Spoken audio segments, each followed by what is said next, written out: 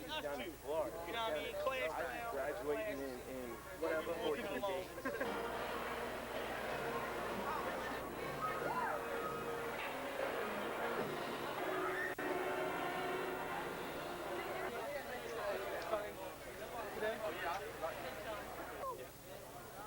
I come back home early too. Yeah, hey, Nisha. Hey, how are you, girl?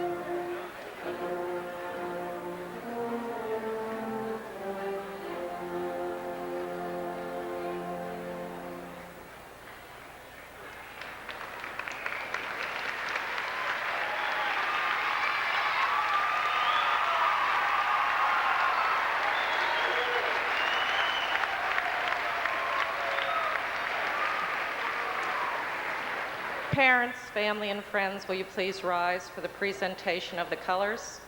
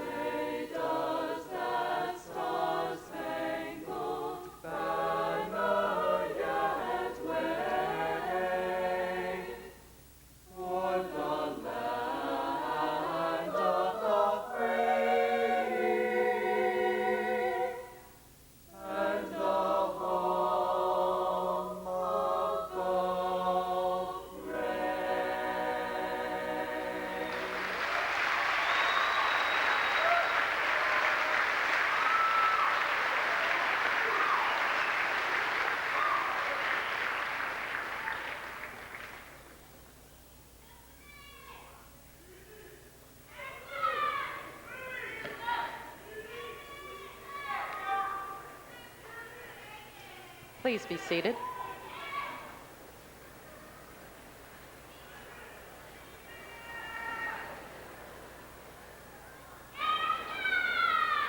Parents, family, friends, as we have discussed with your sons, daughters, grandchildren, nieces, and nephews, this is a ceremony. Many of you have traveled many miles to see your loved ones graduate. We would ask that you remember that this is a ceremony. We would ask that there be no air horns so that loved ones can hear their child's name mentioned, and that you respect this process as a ceremony. Thank you very much.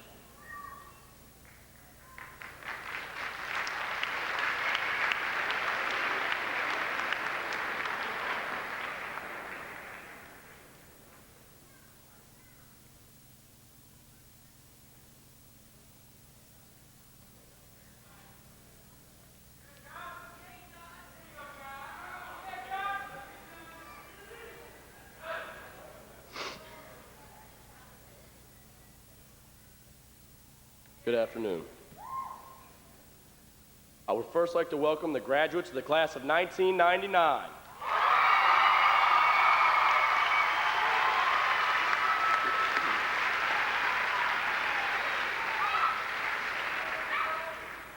Gosh, we finally made it. I'd like to thank all the families and faculty for helping us through the years and making this day possible.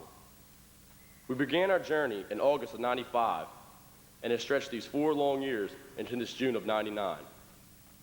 We have had lots of trials and tribulations over these past years, but we've managed to get through them, some easier than others.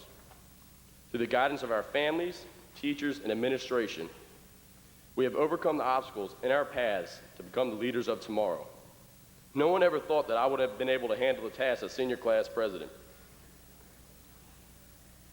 But with the help of my outstanding executive board and through perseverance and hard work, which was instilled upon us by our teachers, we showed them that we could accomplish any task set before us with flying colors. This is proven by our classes graduating on this third day of June, 1999. I wish you all the best of luck in your future endeavors, whether you go on to college or take a dip into the real world right away. Hopefully I'll see every single one of you in 10 years at our high school reunion. Congratulations to the class of 1999.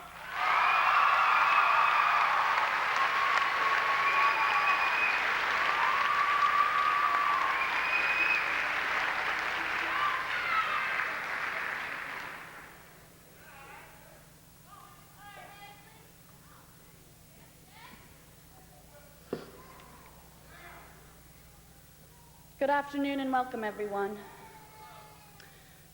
Months ago, when I sat in my room to write this speech, I racked my brain to think of some profound analogy relevant to all of us. After sitting under my 60-watt bulb, I couldn't help but notice a parallel between my desk lamp and an interrogation light shining in my eyes, demanding brilliant words of wisdom. I became so irritated at my writer's block that I immediately lost all control, threw my ballpoint, and shattered a mirror that was on my dresser.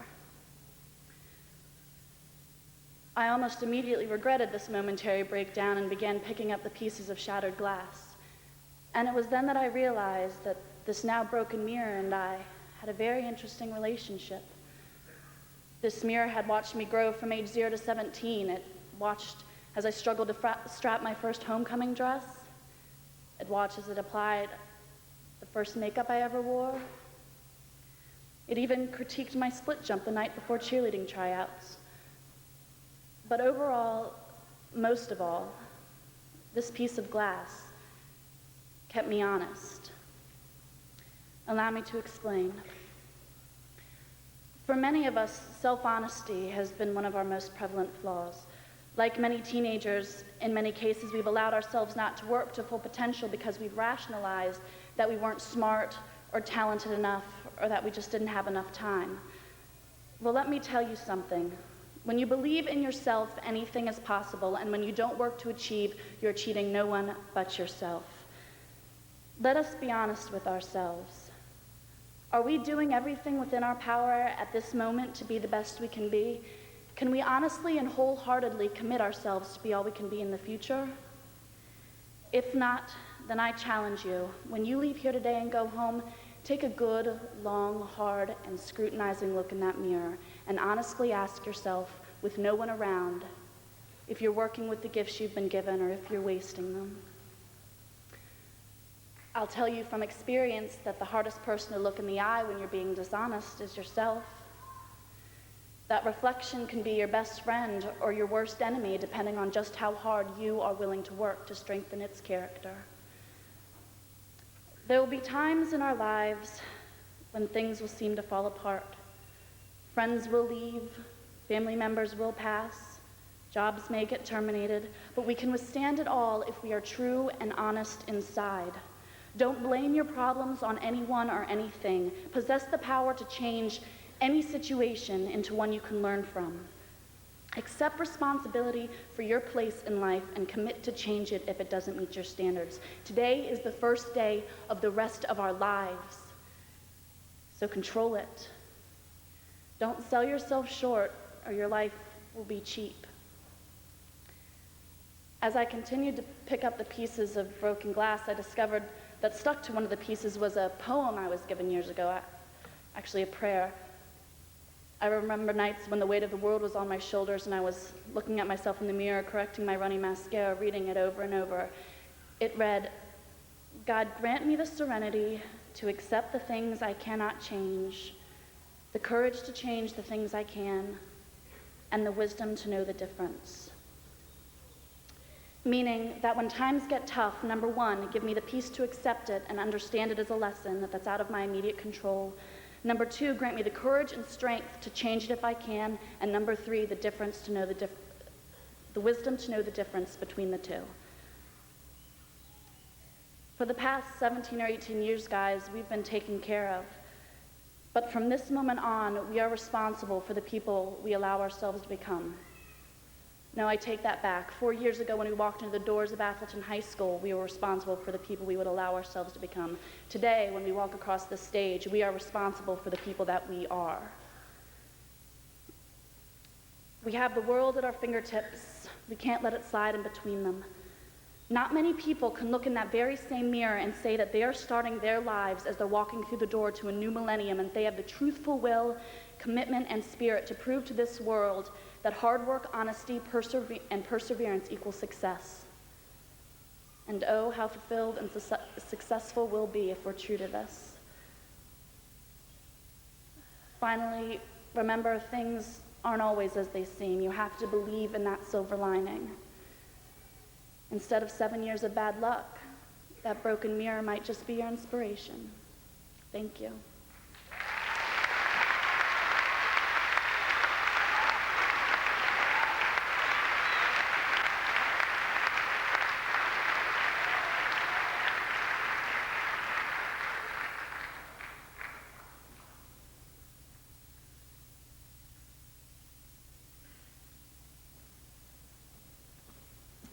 All right.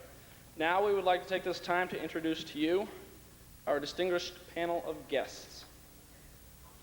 Mrs. Leslie Evans, class sponsor. Mr. William Davis, assistant principal. Miss Liz Bobo, Maryland State delegate. Mr. Guy Gazzone, Maryland State delegate. Mrs. Jane Schuchart, representative, Howard County School Board. Mr. Patrick Saunderson, assistant principal of Wild Lake High School and the class of '99's teacher of the year. Mrs. Celia Carr, assistant principal. Dr. Maurice Kalin, associate superintendent, Howard County Board of Education. Mrs. Constance Lewis, principal.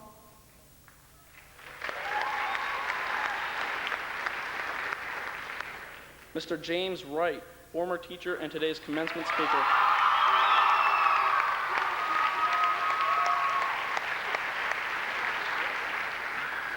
Mrs. Laura Waters, representative, Howard County School Board.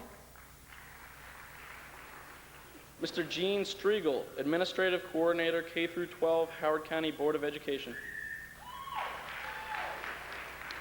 Mrs. Mary Lorsung, representative, Howard County Council. Mr. Scott Venard, class sponsor. Mr. Graydon Webster, assistant principal.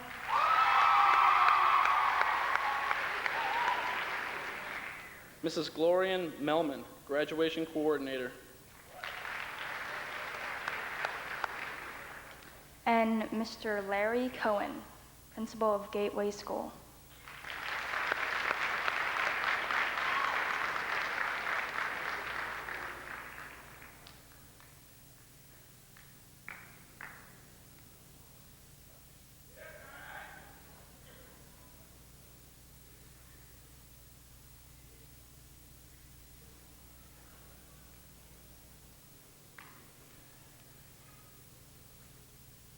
Good afternoon. Welcome teachers, parents, friends, loved ones, and the final graduates of the millennium, the class of 1999. Thank you for providing me the opportunity to cast a few words of 18-year-old wisdom amongst this sea of caps and gowns. So, here we find ourselves at a crossroads, in the midst of a long and winding path better known as life. Each one of us has traveled an individual trail en route to this common destination, yet we've arrived here together at this strange, exciting bend in the road. We are confronted now with perhaps the single most important decision of our young lives. Where to now? Is our plight as simple as Robert Frost's Traveler in a Yellow Wood, an individual similarly confronted with a diverging path scenario? Or is ours more burdensome, more complex? Frost managed a couple of options in his course of travel. Walk the safe and beaten path, choice A, or take the road less traveled, choice B. the comfort and reassurance of the crowd, or the unimaginable possibility of the unknown. However daunting our nameless traveler's decision may have been, he was presented with two clear, unalienable options. Trivializing our traveler's predicament would be unjust.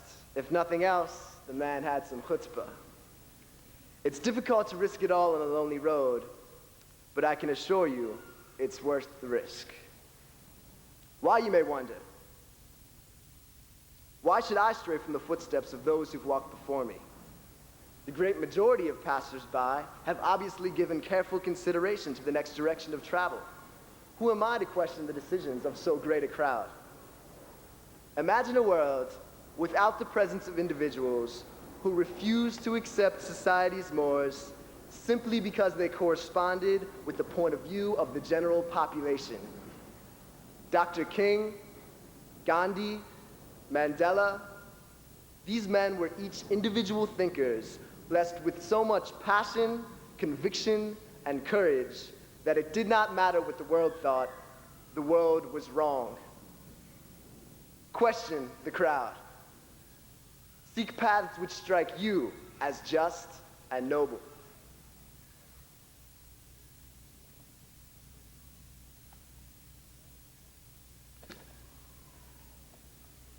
We've all been blessed with the gift of reason, but it is up to us each, as individuals, to utilize the power of our own minds.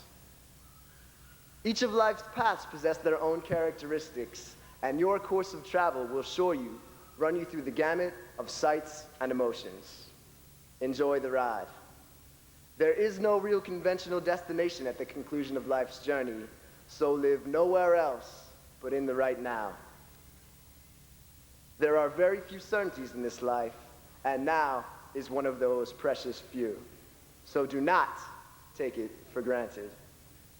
Wake up, be grateful for each new morning, and attack whatever you may be up to with vigor and verve. Write an eloquent essay in English class, prepare a tongue-tantalizing sandwich for lunch,